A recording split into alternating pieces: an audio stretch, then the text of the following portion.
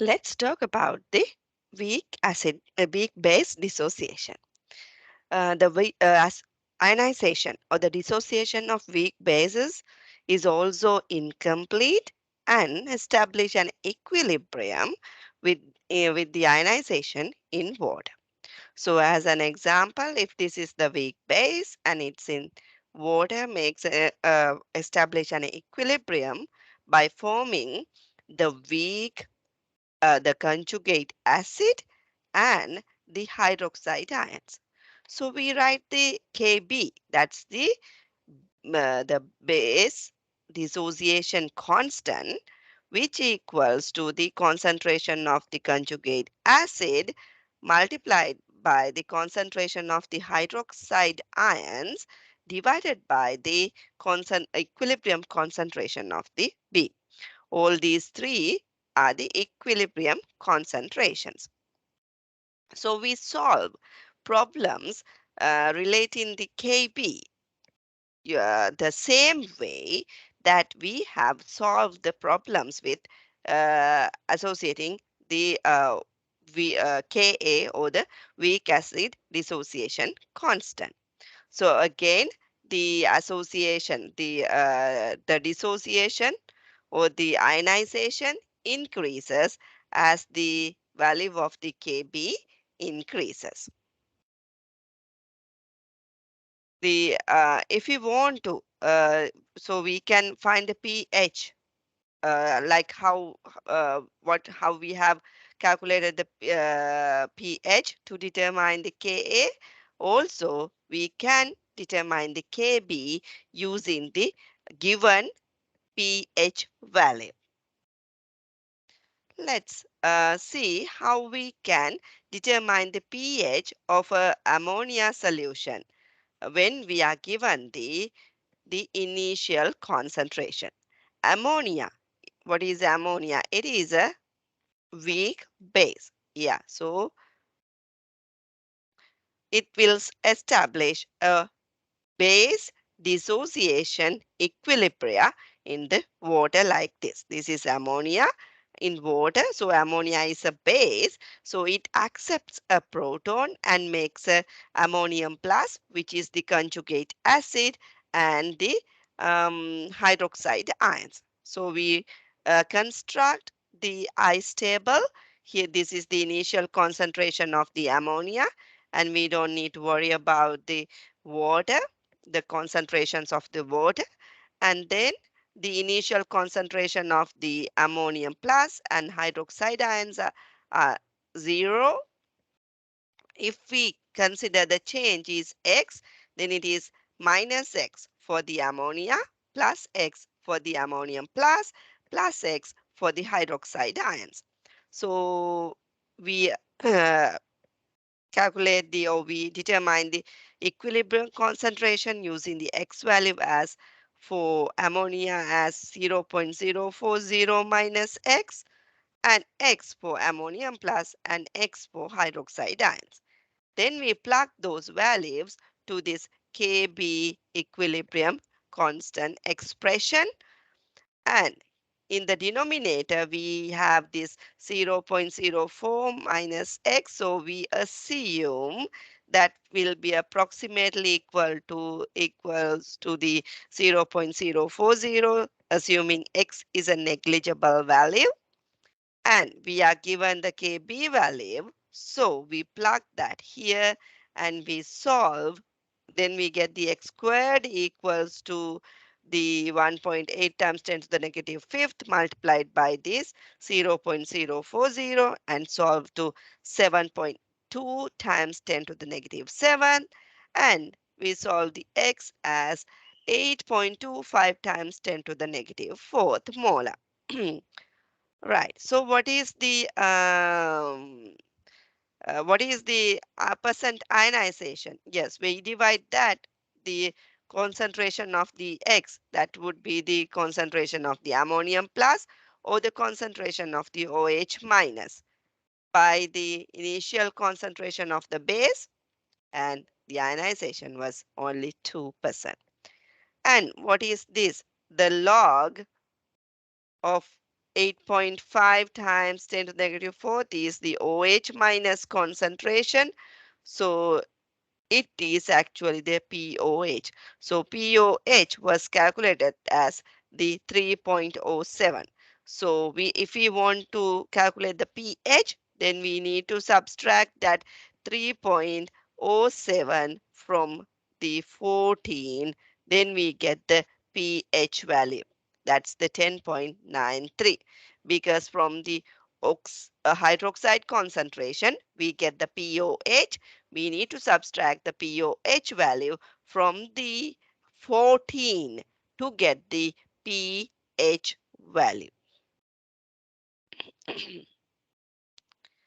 Another problem. Caffeine. The stimulant in coffee and tea is a weak base that ionizes in water according to the following equation. Okay, good. So it's a weak base. So you just need to know we get the conjugate acid and the hydroxide ions. So a 0.15 molar solution of caffeine at 25 degrees of Celsius has a pH of 8.45. Determine the Kb of caffeine. So we are given the pH value. pH, this is a base, so we can't do anything with the pH. pH is actually the negative log the H3O plus concentration. So we need the POH. So we first subtract that value from the 14 to get the POH. Why I need to subtract that from the 14? Yes, I hope you remember that pH plus POH equals 14. Right, so this is the POH value. Using the POH value, I calculated the OH minus concentration. OH minus concentration equals to 10 to the negative POH. Right, so this is the OH minus hydroxide ion concentration in this solution. The hydroxide ion concentration also equals to the conjugate, the equilibrium concentration of the conjugate acid. Right, so we plug. So here is our equilibrium concentration, and then you need to subtract that amount from the initial concentration of the base. So it's approximately equals to 0.15, because this is very small compared to that initial value. So I construct the ice table and plug those values to the relevant terms for those equilibrium concentrations, and I calculate the Kb for for this situation. So the logic, we always use the same principle. We first write the reaction equilibrium the reaction, then we write the equilibrium constant expression, then we construct the ice table, and we plug the relevant values. So if we are given the pH, the first thing, with a base, we need to get the POH. From POH we get the hydroxide ion concentration. Next, we talk about the relationship between the conjugate acid and conjugate base pairs. As you see in this, the problem, uh, here you will see the dissociation of a, strong acid, and this is the conjugate base. This is a strong acid.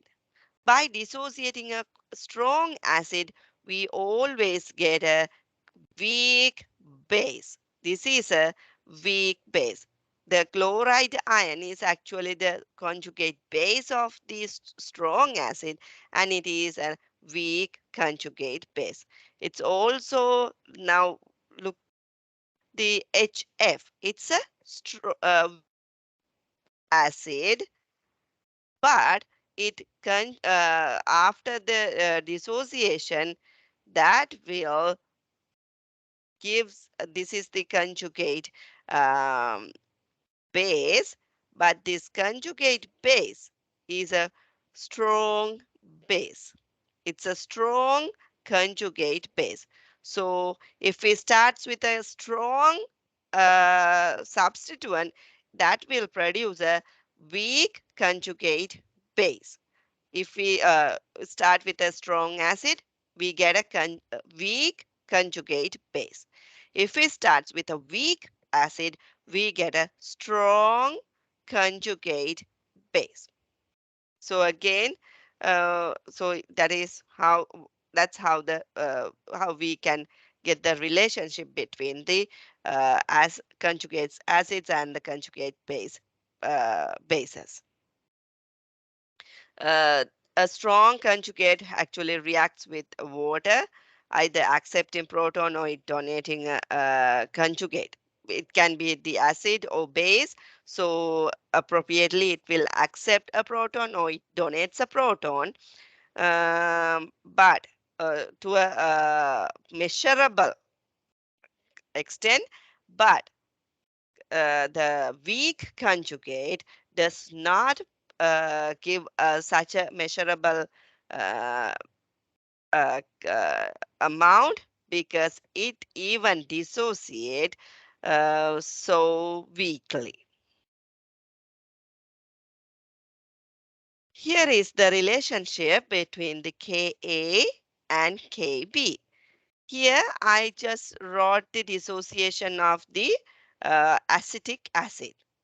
And here this is the relationship of the Ka.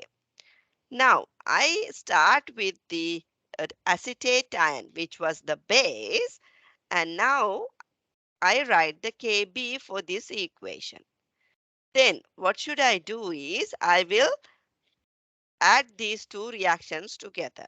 If I adding those reactions mean I am actually multiplying those the equilibrium constant. So the Ka will be multiplied by Kb. So if I multiply those things, the all these things will be cancelled out. So what would I get?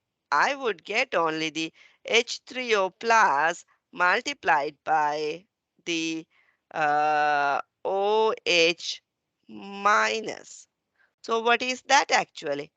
That is the one term for the multiplication of OH minus times H3O plus, the concentrations. Yes, that is the Kw. So the relationship. So here again it was simplified. You'll see how what would happen when these two reactions are added. The opposite terms will be cancelled out and we'll get this one. So that is the term for Kw. So Ka, when Ka is multiplied by Kb, we'll get the Kw. So that pKa plus p pKb equals pKw, which is also equals to the 14 for water at 25 degrees of Celsius. Determine Kb of the acetate ion.